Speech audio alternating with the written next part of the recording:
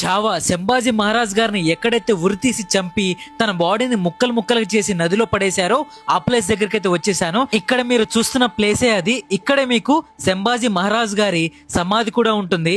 ఈ ప్లేస్ కి రావడానికి నేను హైదరాబాద్ నుంచి పూణేకి ట్రావెల్ చేసి పూణే నుండి 30 కిలోమీటర్ల దూరంలో ఉన్న తులాపూర్ అనే విలేజ్ దగ్గరకు వచ్చాను. ఇక్కడ ప్రతి ఒక్క హోటల్లో, రెస్టారెంట్ లో, బండ్ల మీద, కార్ల మీద ఛత్రపతి శివాజీ మహారాజ్ గారి ఫోటోలే ఉన్నాయి.